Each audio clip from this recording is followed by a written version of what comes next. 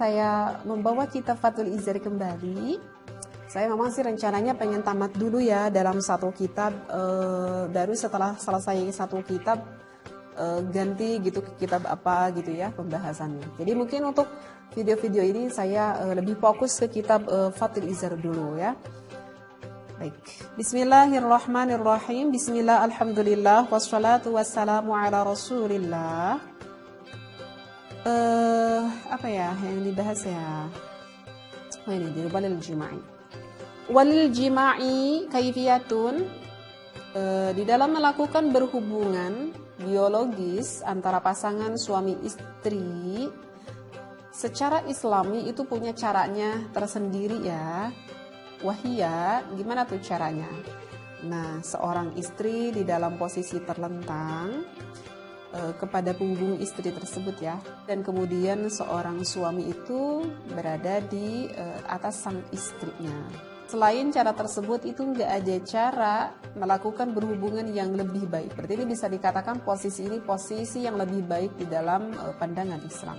Lalu sang suami bisa bermain-main dulu dengan sang istri, dengan misalkan cara merangkul, kemudian mencium sang istrinya, sehingga ketika syahwat sang istrinya udah sampai memuncak, sang suami bisa melakukan berhubungan dengan istrinya. Tetapi setelah syahwat sang istri itu memuncak, dan pada saat air nutfah sang suami itu udah tumpah ke istrinya ya, sang suami itu jangan langsung buru-buru mengangkat miliknya itu.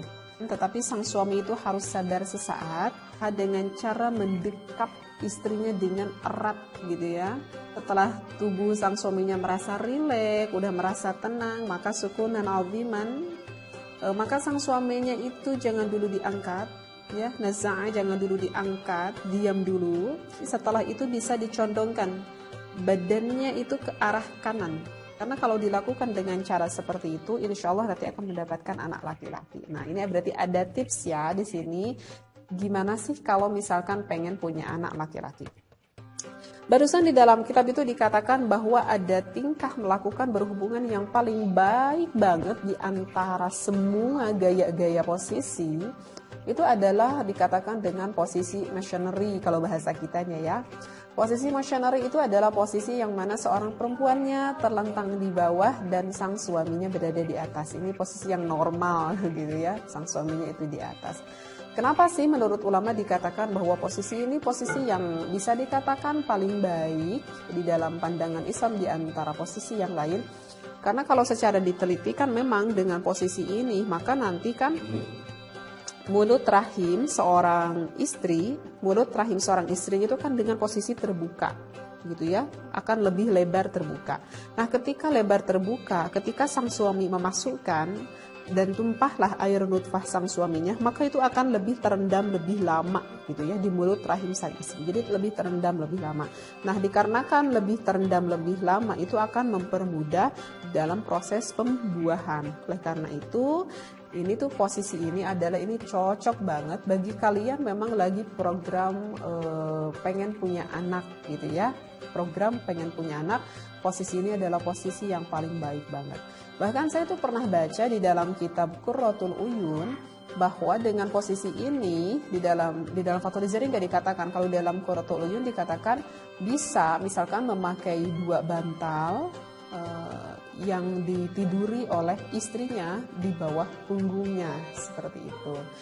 Kenapa? Karena hal itu lebih baik lagi karena nanti posisi mulut rahim sang istri akan lebih lebar lagi terbuka gitu.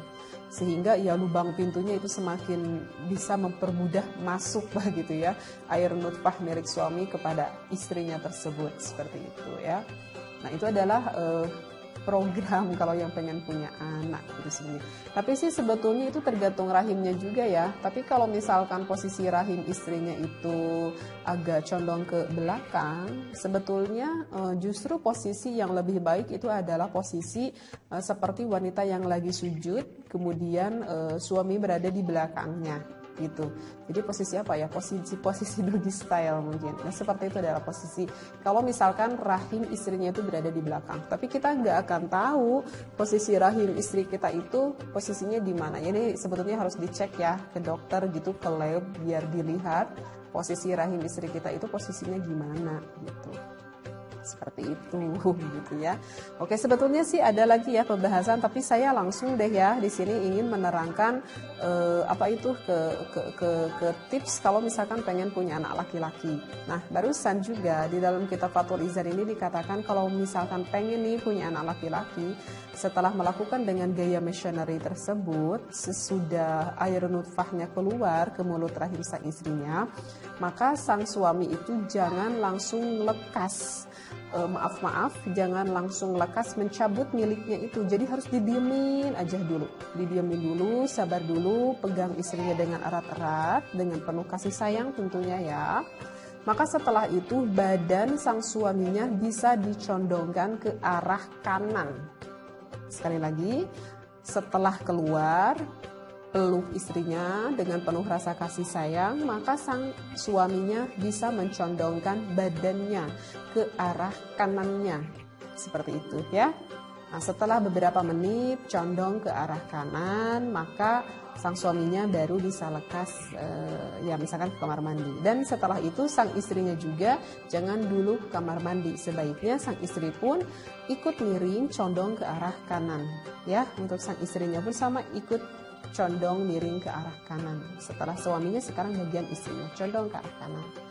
Nah, udah gitu, maka untuk lebih mengefisienkan itu seorang istri bisa misalkan mengangkat kedua kakinya, melonjorkan kedua kakinya itu ke atas, misalkan ya kita tempelkan di tembok misalkan, seperti itu beberapa menit saja gitu ya.